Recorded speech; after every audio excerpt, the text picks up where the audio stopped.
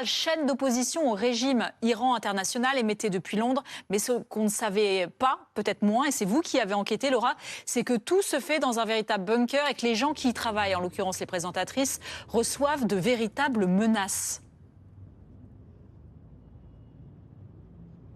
Exactement, nous sommes ici dans une zone industrielle de Londres. Autour de moi, il y a des hangars, des entrepôts et c'est ici qu'Iran International opère. Alors je ne vais pas vous montrer le bâtiment, l'exact bâtiment, car en fait, l'entrée et l'adresse n'est pas connue du public. À l'entrée, il y a des blocs de béton, des hauts grillages, des agents de sécurité, car en fait, en 2023, Iran International a dû suspendre ses activités car les autorités britanniques estimaient qu'il y avait trop de menaces pour les journalistes et des ingérences étrangères. La police antiterroriste britannique a même conseillé à la rédaction de déménager. Alors tout ça, maintenant, c'est sur ce site ultra sécurisé avec des menaces qui sont toujours quotidiennes. Une journaliste m'expliquait que sa voiture a été incendiée et qu'elle se fait suivre souvent. Mais pour elle et pour tous les autres journalistes, c'est rien comparé à ce que vivent les Iraniens en Iran. Et c'est d'ailleurs la raison pour laquelle ils veulent continuer de travailler pour la chaîne. Alors j'ai pu passer une matinée avec eux, essayer de comprendre comment ils opèrent. Je vous propose de regarder ce reportage. Depuis Londres, Iran International se présente comme la voix des Iraniens. Une chaîne d'information en continu diffusée 24 heures sur 24 qui couvre la contestation en Iran à distance. En plateau aujourd'hui, une carte interactive recense les morts depuis le début de la révolution.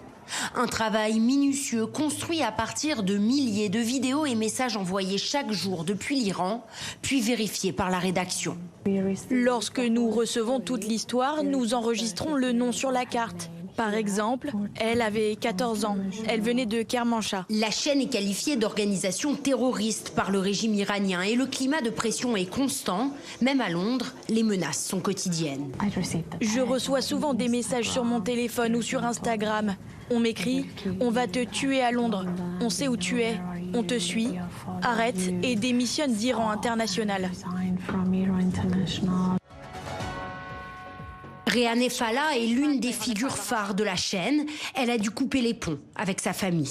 Parfois, j'ai l'impression que je n'y arriverai plus. C'est difficile. Nous ne faisons pas que présenter les informations. Nous vivons avec ces événements. Près de 500 journalistes et techniciens travaillent ici et chaque jour, ils trient, vérifient et authentifient des centaines de témoignages d'Iran.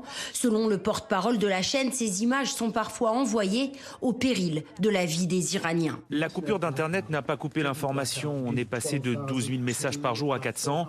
Il y avait des connexions intermittentes, des vidéos envoyées via Starlink ou sorties du pays puis transmises ici.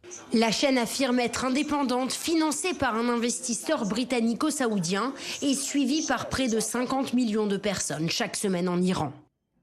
Merci Laura Calmus pour ce reportage passionnant.